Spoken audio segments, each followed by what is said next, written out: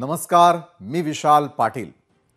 गेल्या कित्येक वर्षांपासून 26/11 हल्ल्याचा मास्टर माइंड तहव्वूर राणा याचं भारताकडे प्रत्यार्पण व्हावं यासाठी प्रयत्न सुरू होते। अखेर त्या प्रयत्नांना यश मिळालंय। तहव्वूर राणाला अमेरिकेहून विशेष विमानानं भारतामध्ये आणण्यात आलंय। त्यानंतर त्याची रवानगी कोठडीमध्ये करण्यात आलेली आहे। मात्र तहव्वूर राणाच्या प्रत्यार्पणामुळे आता इतर फरार आरोपींच्या प्रत्यार्पणाचा मुद्दा चर्चेत आलेला आहे। कारण तहव्वूर राणा आधीही काही कुख्यात गँगस्टरचं प्रत्यार्पण करण्यात आलेलं होतं, जसं की छोटा राजनला इंडोनेशियामधून तर अबू सालेमला पोर्तुगालमधून भारतामध्ये आणण्यात आलं होतं। मग इतक्या मोठ्या आरोपींचं जर का प्रत्यार्पण होत असेल तर बँकांना चुना लावून भारतातून पळ काढणाऱ्या विजय माल्या, नीरव मोदी, मेहुल चोक्सी सारख्यांचं नेमकं काय, असा सवाल आता राणाच्या प्रकरणामुळे उपस्थित होताना दिसतोय। दुसरीकडे लातूरमध्ये ड्रग्स तस्करीचा गोरख धंदा उघडकीस आलेला आहे। पोलीस कर्मचारीच यामागचा मुख्य सूत्रधार निघाल्यानं एकच खळबळ उडाली आहे। दरम्यान अमेरिकेच्या टॅरिफला घाबरलेल्या चीननं आता नवी शक्कल लढवली आहे। अमेरिकेच्या टॅरिफला उत्तर देण्यासाठी चीन आता व्हिएतनामचा आधार घेणार आहे। यासह इतरही महत्त्वाच्या बातम्यांचा आढावा आपण घेणार आहोत आजच्या न्यूज प्लॅनेटमध्ये।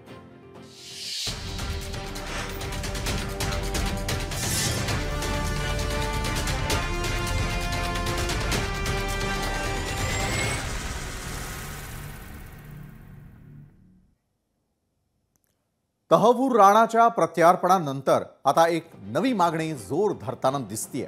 ज्याप्रमाणे राणाला आणलं तसंच आता विजय मल्ल्या आणि नीरव मोदीलाही आणा अशी मागणी ठाकरेंच्या शिवसेनेकडून होताना दिसतीये। तर तिकडे बिहारमध्ये वीज कोसळल्यामुळे 58 जणांना आपला जीव गमवावा लागलाय।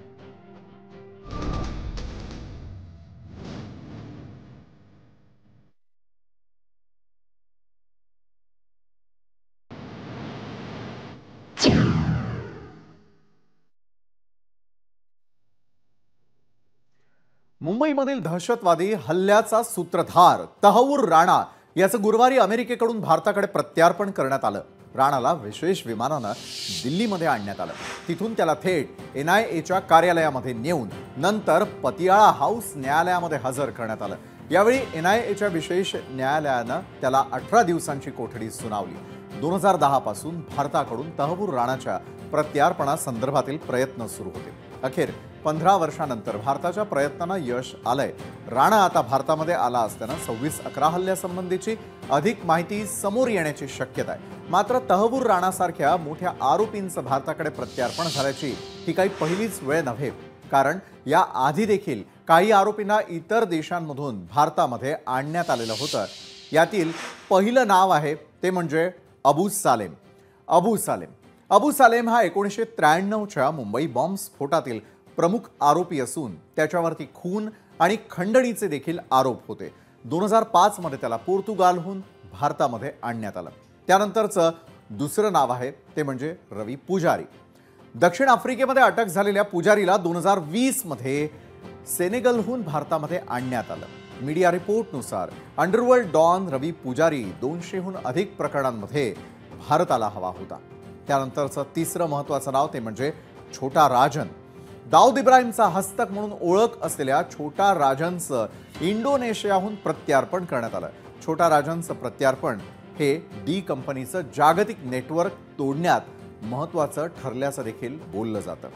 आणि मग आत्ताचं ताजं उदाहरण आहे ते म्हणजे तहव्वूर राणा। 26/11 हल्ल्याचा मास्टर माइंड असलेल्या तहव्वूर राणाला 10 एप्रिलला भारतामध्ये आणण्यात आलेला आहे। NIA कडून अटक झाल्यानंतर सध्या तो कोठडीमध्ये आहे। मात्र राणाच्या प्रत्यार्पणानंतर आता नव्या मागण्यांना सुरुवात झालेली आहे। ठाकरेंच्या शिवसेनेचे खासदार यांनी भाजपवरती निशाणा साधत राणाला भारतात आणलेलं आहे। मात्र क्रेडिट का घेतायत असा थेट सवाल उपस्थित केला। तसंच कुलभूषण जाधवांना परत आणा आणि मेहुल चोक्सी, नीरव मोदीलाही घेऊन येण्याची मागणी राऊतांनी केलेली आहे। त्यांची नेमकी काय प्रतिक्रिया आहे, त्यांची नेमकी मागणी काय आहे त्यावर एक नजर टाकूया। या देशाच्या सुरक्षेचा प्रश्न आहे आणि तुम्ही क्रेडिट कुठलं घेताय? मग तुम्ही पुलवामाचं क्रेडिट घ्या, कुलभूषण जाधवला तुम्ही अद्याप सोडवू शकलेला नाही त्याचे क्रेडिट घ्या। एक एक्स रिटायर्ड नेव्ही ऑफिसर जो पाकिस्तानच्या तुरुंगामध्ये अनेक वर्ष खितपत पडलेला आहे, मग घुसून आतमध्ये घुसा आणि त्याने घेऊन या ना। राजनाथ सिंग वगैरे लोक म्हणतात ना, भारतीय जनता पक्ष घुसकर लेके आएंगे, घुसकर मारेंगे. मग कुलभूषण जाधव यांना घेऊन या, नीरव मोदी यांना घेऊन या, मेहुल चोक्सीला घेऊन या. आज आपण सामना वाचला असेल, त्यात म्हटलंय क्रेडिट कसलं घेताय तुम्ही? दहशतवादच. काही गोष्टी तुम्ही सोडून द्या. बिहारच्या आणि पश्चिम बंगालच्या निवडणुकांच्या आधी या राणाला फासावर देतील आणि संपूर्ण देशामध्ये परत तो राणा फेस्टिवल साजरा करतील, ही यांची योजना आहे. संजय राऊतांच्या या प्रतिक्रियेनंतर भारतामधून फरार झालेल्या आरोपींच्याही प्रत्यार्पणाचा मुद्दा आता जोर धरताना दिसतोय. यात काही उद्योगपती, गँगस्टर्स आणि दहशतवाद्यांचाही समावेश आहे. तर देशाला काळीमा फासून पळ काढलेल्या काही प्रमुख कुख्यात लोकांची देखील यादी आपण आता पाहणार आहोत. तर सगळ्यात आधी विजय मल्ल्या. विजय मल्ल्या भारतीय उद्योगपती आहे. मल्ल्याकडून 17 भारतीय बँकांना गंडा घालण्यात आला होता. मग मल्ल्यावरती अंदाजे 9,000 कोटींचं कर्ज देखील आहे. तर मल्ल्यावरती फसवणूक आणि मनी लॉन्ड्रिंगचा आरोप करण्यात आला. मग युकेतून भारताकडे प्रत्यार्पण होण्याविरोधात मल्ल्याचा लढा सुरू झाला. त्यानंतर नीरव मोदी आणि मेहुल चोक्सी. हिरे व्यापारी नीरव मोदीचा काका मेहुल चोक्सी आहे.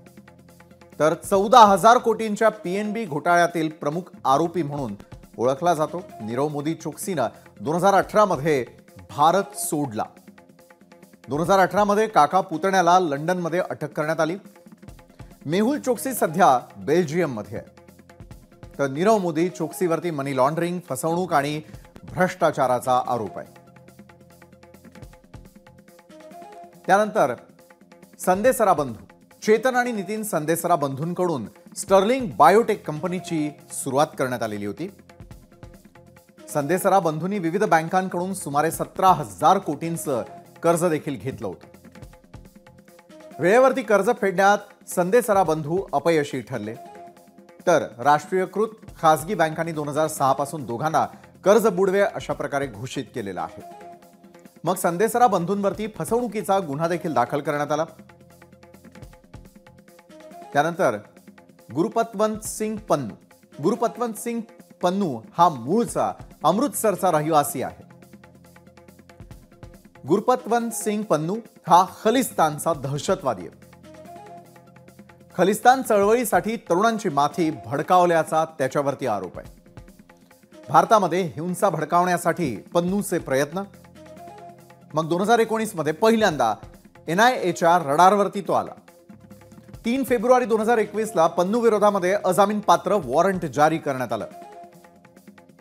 त्यानंतर गोल्डी ब्रार. पंजाबी गायक सिद्धू मुसेवालाच्या हत्येनंतर गोल्डी ब्रार हा चर्चेमध्ये आला. तर गोल्डी ब्रार लॉरेन्स बिश्नोई गँगचा प्रमुख आहे. गोल्डी ब्रार कॅनडामधून काम पाहत असल्याची देखील माहिती मिळते. जून 2022 मध्ये केंद्राकडून गोल्डी ब्रार विरोधामध्ये रेड नोटीस जारी करण्यात आली. त्यानंतर अनमोल बिश्नोई. अनमोल हा तुरुंगात बंदिस्त गँगस्टर लॉरेन्स बिश्नोईचा धाकटा भाऊ आहे. लॉरेन्स बिश्नोई नंतर टोळीची सर्व जबाबदारी अनमोल बिश्नोईवरती येऊन ठेपली. तर अशा प्रकारे आतापर्यंत कुणी कुणी काय काय केलेलं आहे आणि त्यांचं प्रत्यार्पण, अशा अनेक गोष्टींकडे, त्यांच्यावरती कारवाई कधी होणार, असे अनेक विषय यावेळेला पाहायला मिळतात. तर अनमोल बिश्नोई हा सिद्धू मुसेवाला बाबा सिद्दीकींच्या हत्या प्रकरणातला एक महत्त्वपूर्ण आरोपी आहे. त्यानंतर झाकीर नाईक. झाकीर नाईकचा जन्म हा मुंबईमधला. 1 जुलै 2016 मध्ये बांगलादेशातील बॉम्बस्फोटानंतर नाईकचा भारतामधून पळ. तर नाईकवरती मनी लॉन्ड्रिंग आणि भाषणांद्वारे समुदायांमध्ये द्वेष पसरवल्याचा आरोप आहे. तर याच महत्त्वाच्या विषयावरती अधिक चर्चा करण्यासाठी आज आपण आपल्या सोबत आमंत्रित केलेला आहे भाजपचे प्रवक्ते विश्वास पाठक, काँग्रेसचे प्रवक्ते हनुमंत पवार आणि आंतरराष्ट्रीय विषयाचे अभ्यासक सतीश ढगे देखील आपल्यासोबत या चर्चासत्रात जोडले गेलेले आहेत. मी सुरुवात आज काँग्रेसचे प्रवक्ते हनुमंत पवार आपल्यापासून करेल. हनुमंत पवार, तुमच्या सोबत असलेले तुमच्याच मित्रपक्षाचे संजय राऊत ज्यावेळेला इतकी मोठी मागणी करतात त्यांनी तर केवळ 2 नावं घेतलेली आहेत, मात्र अनेक जण आहेत जे अजूनही भारतामधून फरार आहेत आणि त्यांच्यावरती कारवाई होणं अपेक्षित आहे. काय काँग्रेसची मागणी आहे? हनुमंत पवार. एक आपण लक्षात घेतलं पाहिजे की एका सार्वभौम देशाचं प्रतिनिधित्व आंतरराष्ट्रीय राजकारणामध्ये आपलं केंद्र सरकार करत असतं. हां, आपल्या वेगवेगळ्या पक्षाचे भेद, आपलं अंतर्गत देशाचं राजकारण, त्याचा कुठलाही परिणाम हा आंतरराष्ट्रीय राजकारणामध्ये आणि आपल्या देशाच्या सार्वभौमत्वाच्या मुद्द्यावर होता कामा नये, त्याची काळजी विरोधी पक्ष म्हणून आम्हीही घेतली पाहिजे. याचा दुसरी बाजू अशी आहे की ज्यावेळेस संबंध देशाच्या सार्वभौमत्वावर हल्ला करणारी मंडळींना ज्यावेळेस आपण दुसऱ्या देशातून आपल्या देशात आणतो, तर ही घटना, ही गोष्ट, ही या देशातली न्याय प्रक्रिया, आंतरराष्ट्रीय राजकारण, या देशाचं सार्वभौमत्व याच चष्म्यातून बघितली गेली पाहिजे. त्याचं श्रेय घेणं, त्याचा निवडणुकीमध्ये वापर करणं किंवा ते आम्हीच केलं फक्त आणि आमचीच पाठ थोपटून घ्यायची असं कोण करत असेल तर ते खरं म्हणजे चुकीचं आहे. मी चर्चेच्या सुरुवातीला सांगितलं की असे अनेक लोक आहेत जे या देशामध्ये आर्थिक भ्रष्टाचाराचे आरोपी आहेत, गँगस्टर आहेत आणि दहशतवादाशी संबंधित घटनांमध्ये त्यांचा सहभाग निष्पन्न झालेला आहे, चौकशी करायची आहे. हे करत असताना विरोधी पक्ष म्हणून या सरकारच्या सोबत आम्ही आहोतच आहोत.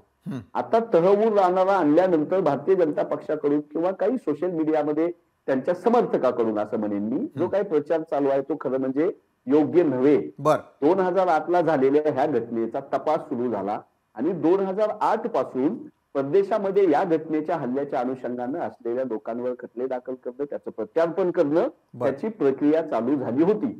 आंतरराष्ट्रीय राजकारणामध्ये इथं कुणाचं सरकार आहे, पक्षीय राजकारण काय, याला काही अर्थ नसतो. आंतरराष्ट्रीय राजकारणात संबंध आपण भारत म्हणून सामोरे जातो. तहवूर राणाला आणलं याचं स्वागतच आहे, पण त्याचा देशांतर्गत राजकारणासाठी उपयोग जर कोण करणार असेल तर निश्चित प्रश्न उपस्थित होतील. बरं, म्हणजे जी काय कारवाई करण्यात आली त्याचा क्रेडिट घेऊ नये असं हनुमंत पवार आपण सुचवताना दिसतंय. भाजपचे प्रवक्ते विश्वास पाठक यांच्याकडे जाऊयात. विश्वासजी, खरं तर तहवूर राणाला आणणं हे मोठं यश असलं तरी देखील त्याच्या क्रेडिटवरून आपले विरोधी पक्ष नेते आपल्यावरती नाखुश असल्याचं दिसतंय. विरोधी पक्ष नाखुश आहेत, सातत्यानं टीका आपल्यावरती करताना दिसतात. तर दुसरीकडे मात्र सरकारची जबाबदारी आणखी वाढलेली आहे. भारताचं ज्यांनी ज्यांनी नुकसान केलं त्यांचं प्रत्यार्पण कधी होणार याच्या प्रतीक्षेत भारतातली जनता आहे. विश्वासजी, मला तरी कुठे असं ऐकण्यात आलेलं नाही की विरोधी पक्षाकडनं याच्यावर अशा प्रकारची टीका झालेली आहे. बरं, ठीक आहे, संजय राऊतांचं सकाळी भोंगा वाचतो त्यात त्यांनी असं जरूर म्हटलेलं आहे की याचं तुम्ही क्रेडिट काय घेता आणि इतर लोकांना देखील तुम्ही केव्हा आणणार. आता मला सांगा की शिवसेनेला या सगळ्या गोष्टी विचारण्याचा काय अधिकार हो? जे घरामध्ये बसून कोमट पाणी पिऊन फेसबुकच्या माध्यमातून सरकार चालवत होते त्यांना आम्ही आश्वस्त करू इच्छितो की प्रत्येकाला या देशामध्ये बुक केलं जाईल, आणलं जाईल. जो जो गुन्हेगार आहे तो विजय मल्ल्या असो, मेहुल चोक्सी असो, नीरव मोदी असो, अबू सालेम असो, छोटा राजन असो, पुजारी असो, हेडली असो किंवा राणा असो, हे सगळे येतील. आणि कायद्याची भाषा आपल्याला सामनाने किंवा त्यांनी अजिबात शिकू नये. कारण ज्या शिवसेनेला स्वतःची कॉन्स्टिट्यूशन मेंटेन करता आलं नाही, स्वतःचं संविधान नाही, अशा लोकांनी आम्हाला शिकू नये. आता राहिला प्रश्न आपल्या देशाचा. मी हनुमंतरावांशी पूर्णपणे सहमत आहे की हा कुठे क्रेडिट घेण्याचा विषय नाही. ही 2008 पासून सुरू झालेली प्रक्रिया तेव्हा भारतीय जनता पक्षाचं सरकार नव्हतं, त्यामुळे क्रेडिट घेण्याचा प्रश्नच नाही. आणि आंतरराष्ट्रीय विषय किंवा फॉरेन एक्सचेंज किंवा फायनान्शियल विषय याच्यामध्ये सातत्याने कंटिन्युटी असते. त्यामुळे कोणताही पक्ष, कोणतेही सरकार त्याचं कधीच क्रेडिट घेत नसतो. तहवूर राणाच्या बाबतीत मी एक नक्कीच सांगेल की या भारत सरकारला आलेलं मोठं यश आहे. कारण ज्या हेडलीच्या माध्यमातून तहवूर राणाचा आपल्याला विषय कळला होता किंवा ज्या कसाबकडनं हेडलीचा विषय कळला होता ते आता पूर्ण चेत आपल्याला लक्षात येणार आहे. आणि 26/11 ज्या प्रकारे शेकडो लोकांचे बळी इथे गेले होते, अशा लोकांना धडा देण्यासाठी भारत सरकार काय काय करू शकतं ते कसाबला फाशीपर्यंत आपण जे कायद्याचं राज्य राबवून इथे बिलकुल इन कॅमेरा किंवा ओपनली त्याचं पूर्ण आर्ग्युमेंट करून जनतेपर्यंत मांडलं आणि मग कसाबला फाशी दिली, त्याचप्रमाणे तहवूर राणा देखील हा आपल्याला असणं आवश्यक होतं. आज आपण पाकिस्तानची भाषा बघा, सकाळी लागलीच पाकिस्तानने म्हटलं की तहवूर राणाचा आमचा काही संबंधच नाही. त्यांनी 20 वर्षापूर्वीच कॅनडाचं नागरिकत्व पत्करलेलं आहे. जे पाकिस्तान अशा घातपाती कारवाया करतं आणि भारताला अनस्टेबल करण्याचा प्रयत्न करतं, त्या पाकिस्तानला धडा शिकवण्यासाठी या गोष्टी अतिशय आवश्यक आहे. आणि तहव्वूर राणाला जेव्हा आपण फाशी देऊ, त्याला शिक्षा देऊ, तेव्हा खऱ्या अर्थाने पाकिस्तानला एक मेसेज जाईल की अशा प्रकारच्या कारवाया आता बंद करणं आवश्यक आहे. बरोबर आहे, आपण आश्वस्त करताना दिसताय. मात्र सतीश ढगेंकडे मी जाईन यावेळेला. सतीशजी, दोन प्रकारचे आपल्याला द्रोह असल्याचं किंवा देशविरोधी कारवाई असल्याचं पाहायला मिळतं. एक म्हणजे थेटपणे आपल्या सुरक्षेला हानी पोहोचवणं, तर दुसरीकडे भारतामध्ये राहूनच भारतीयांची फसवणूक करणं, आपल्या देशाची फसवणूक करणं, कोट्यवधी रुपयांची कर्ज घेणं, बँकांचं ते कर्ज बुडवणं आणि त्यानंतर इतर देशांचा आधार घेणं, हे कितपत शोभतं? मग अशा वेळेला ज्यांनी देशविरोधी कारवाया केलेल्या आहेत त्यांना अटक कधी, हा महत्त्वाचा प्रश्न. आणि त्यांना आणूनही कारवाई करणं, आपल्या सर्वसामान्यांचे पैसे पुन्हा एकदा मिळवून देणं, हे देशासाठी केलेलं सर्वात मोठं कार्य. सतीशजी, मात्र त्यामध्ये ज्यावेळेला राजकारण येतं त्यावेळेला राजकारण बाजूला सारून भारतीयांसाठी हे करणं आणि त्यासाठी कटिबद्ध राहणं किती महत्त्वाचं? सतीशजी. नक्कीच विशालजी, तुम्ही सामान्य भारतीयाच्या मनातली भावना त्या ठिकाणी बोलून दाखवली की काही हजारांचं कर्ज जर त्यासाठी काही EMI त्यांचे डिले झाले तर ज्या प्रकारचं हॅरॅसमेंट एका सामान्य भारतीयाला त्या ठिकाणी सोसावं लागतं किंवा त्याच्या विरुद्ध ज्या प्रकारे बँका कारवाया करते आणि त्याच्या विरुद्ध जर आपण केलं तर हजारो कोटींचा एक प्रकारे जे आहे भ्रष्टाचार, हजारो कोटींची बँकांची फसवणूक करून मग तो नीरव मोदी असेल, मेहुल चोक्सी असेल किंवा किंगफिशरचा king of gold old good times अशा प्रकारचा मल्ल्या असो, असे कितीतरी सो कॉल्ड हाय प्रोफाईल गुन्हेगार, आर्थिक गुन्हेगार जे आहेत ते दुसऱ्या देशामध्ये जातात. फक्त दुसऱ्या देशांमध्ये त्या ठिकाणी जात नाहीत तर त्यांच्या संपत्तीच्या आधारावर, त्यांच्या कनेक्टच्या आधारावर, त्यांच्याजवळ असलेल्या संसाधनांच्या आधारावर मागच्या कित्येक वर्षांपासून भारताच्या इन्व्हेस्टिगेटिव्ह एजन्सीजला, एक प्रकारे मी म्हणेल भारत सरकारला सुद्धा जे आहे ते एक प्रकारे हुलकावणी देतात आणि आपलं जे आहे जे त्यांचं लाईफ आहे ते लाईफ, लक्झरियस लाईफ त्या ठिकाणी ते कंटिन्यू करतात. काही उदाहरणं तुम्ही या कार्यक्रमाच्या सुरुवातीलाच त्या ठिकाणी दिली, ज्या ठिकाणी मेहुल चोक्सीचं नाव त्या ठिकाणी आलं, माल्याचं नाव आलं, मोदीचं नाव त्या ठिकाणी आलं.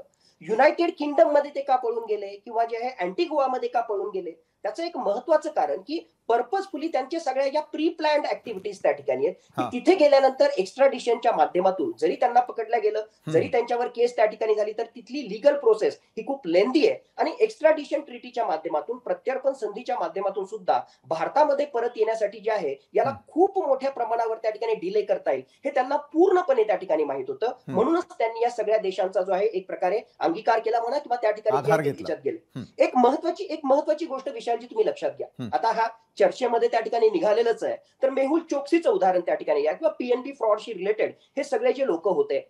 PNB बँक ही ज्यावेळेस सुप्रीम कोर्टमध्ये त्या ठिकाणी जाते आणि त्या ठिकाणी ऍप्लिकेशन करते की यातले जे गुन्हेगार आहेत या गुन्हेगारांना भारत देश सोडण्यापासून परावृत्त करण्यात यावं, अशा प्रकारचा आदेश तुम्ही द्या.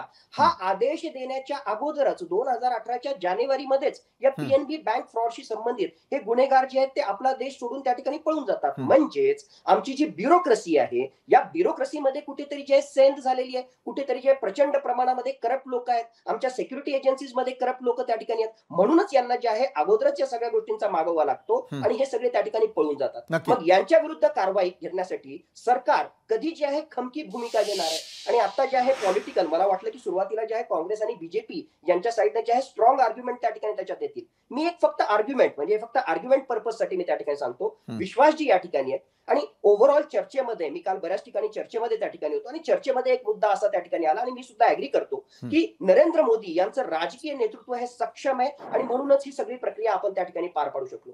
2005 मध्ये डॉक्टर मनमोहन सिंग यांचं राजकीय नेतृत्व सक्षम होतं म्हणून आपल्याला पोर्तुगालमधून अबू सालेमला त्या ठिकाणी आणता आलं, हे सुद्धा तेवढंच त्या ठिकाणी खरंय.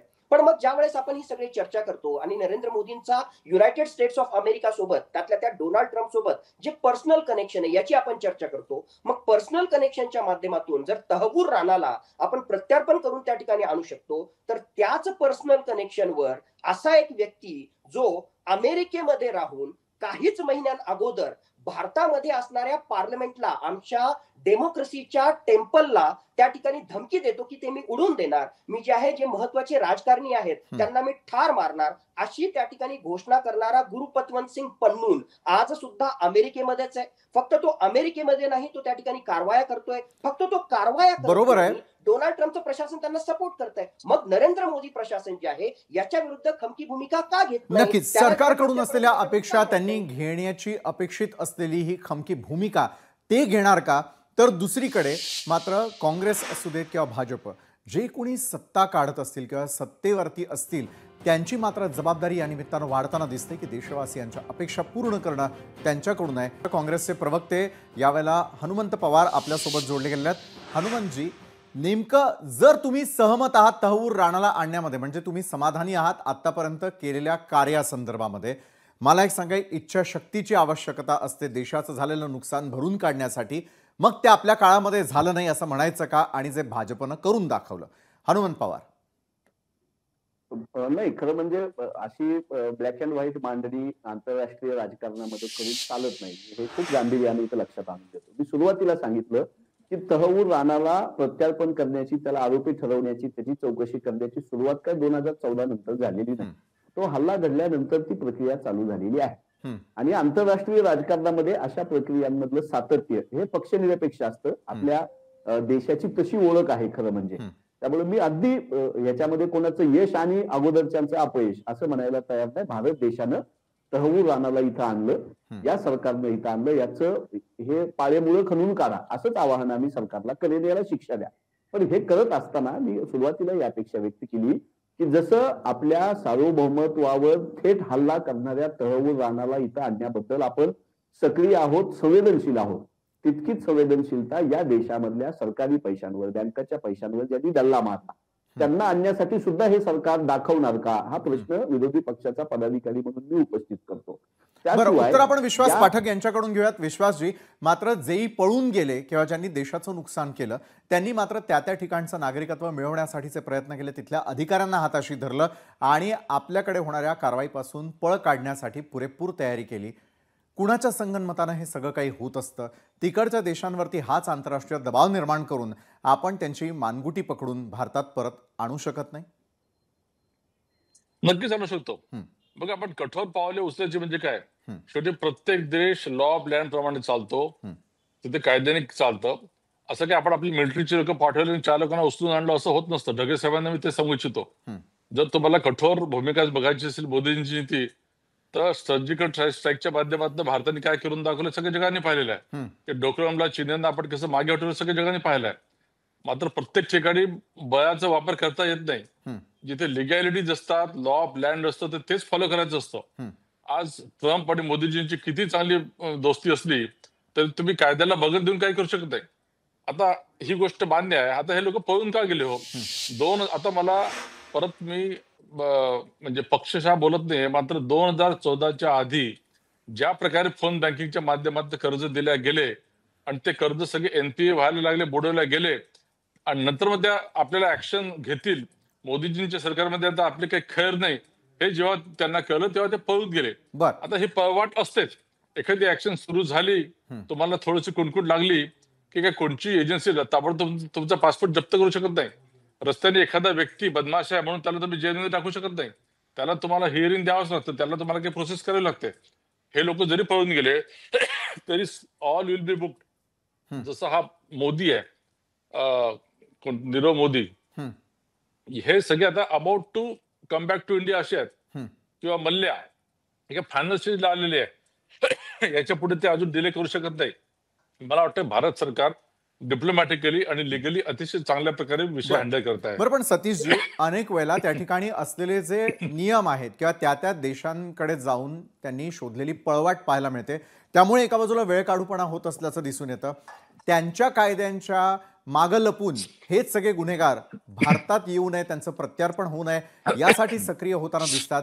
यांच्यावरती किती कडक कारवाईची गरज आहे? आणि आता जसं विश्वासजी मगाशी म्हणाले की कठोरात कठोर कारवाई करणं शक्य आहे, मात्र लिगॅलिटीज असतात, कायदे आडवे येत असतात. सतीशजी. नक्कीच 3 क्विक मुद्दे आणि महत्वाचे रिलिव्हंट मुद्दे मी त्या ठिकाणी सांगतो. सगळ्यात पहिली गोष्ट, बरोबर आहे की जसं सुरुवातीच्या चर्चेला मी त्या ठिकाणी सांगितलं की हे सगळे जे आहेत रिसोर्सफुल लोक आहेत. अगोदर त्यांनी प्लॅनिंग करूनच, मग ते युनायटेड किंगडम असो, अँटिगुआ असो किंवा हे सगळ्या देशांची जर त्यांनी पळून जाण्यासाठी निवड केली तर त्यामागे हेच महत्वाचं कारण आहे की कमीत कमी त्या ठिकाणी पॉसिबिलिटी असावी की पुन्हा एकदा आपल्याला जे आहे भारतामध्ये परत त्या ठिकाणी यावं लागावं किंवा भारताच्या ज्युडिशियल सिस्टमला आपल्याला फेस करावं लागलं. हे नक्कीच त्या ठिकाणी बरोबर आहे. पण या सगळ्या चर्चेमध्ये ही पण गोष्ट लक्षात घ्या की एखाद्या देशामधून एखाद्या व्यक्तीला त्या ठिकाणी आणायचं असेल तर त्या देशासोबत आपली प्रत्यर्पण संधी असलीच पाहिजे अशातला बिलकुल भाग नाही. एक्स्ट्राडिशन ट्रीटी नसताना सुद्धा त्या देशामधल्या व्यक्तीला आपल्याला जे आहे म्हणजे त्या देशामधून जे आहे व्यक्तीला आपल्याला त्या ठिकाणी परत आणता येतं. दुसरा महत्वाचा मुद्दा, मी एक जे आहे एक साधं सोपं एक उदाहरण किंवा एक गोष्ट तुमच्या समोर त्या ठिकाणी सांगतो की युनायटेड स्टेट्स ऑफ अमेरिकेला वाटलं की माझ्या देशाला सगळ्यात मोठा खतरा करणारा माझा नंबर 1चा शत्रू तो म्हणजे ओसामा बिन लादेन. कुठली प्रत्यर्पणाची संधी केली का हो त्यांनी? कुठलं त्या ठिकाणी ऍप्लिकेशन पाठवलं का?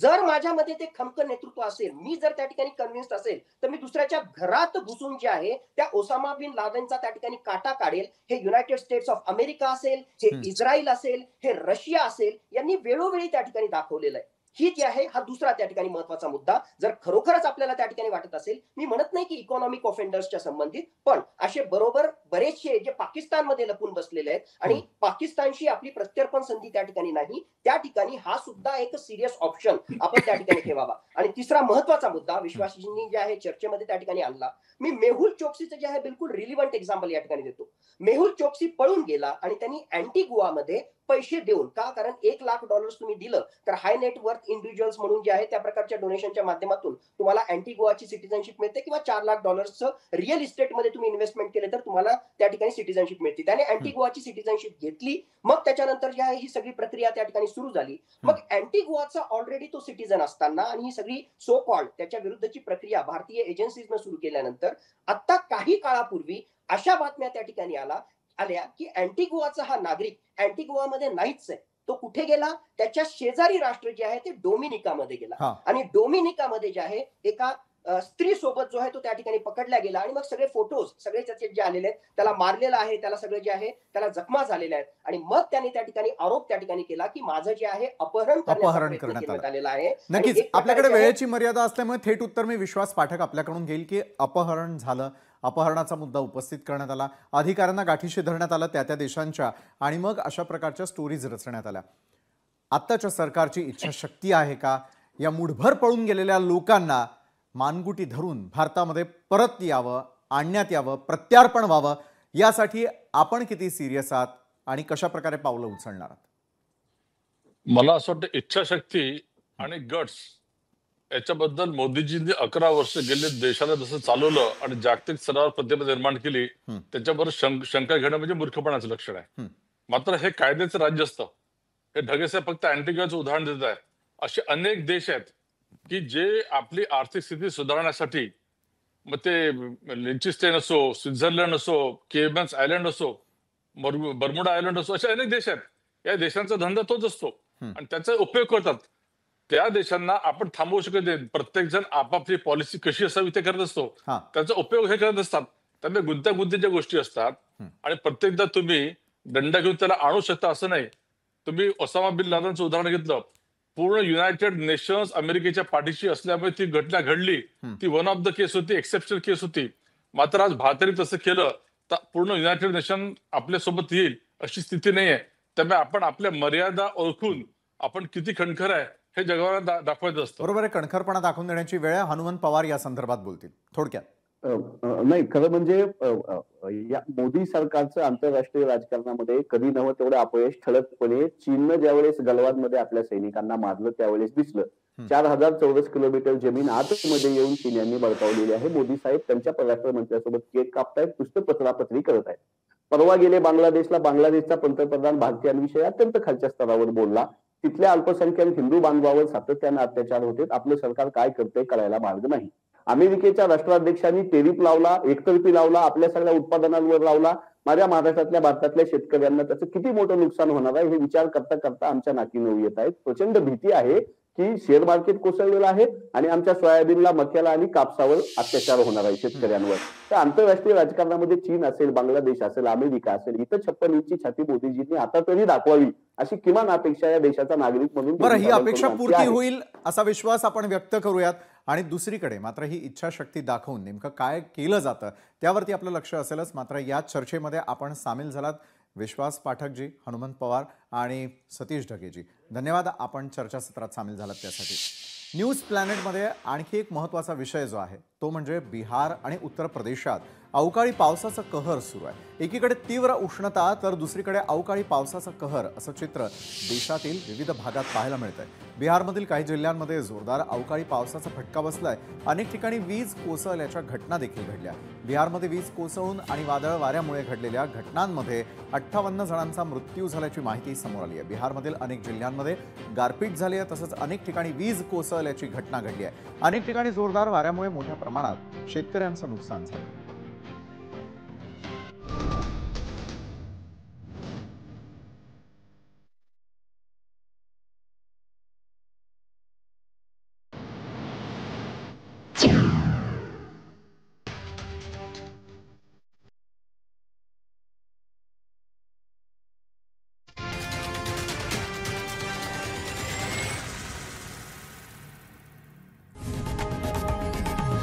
लोकशाही मराठी ऐका, पहा, जागरूक रहा.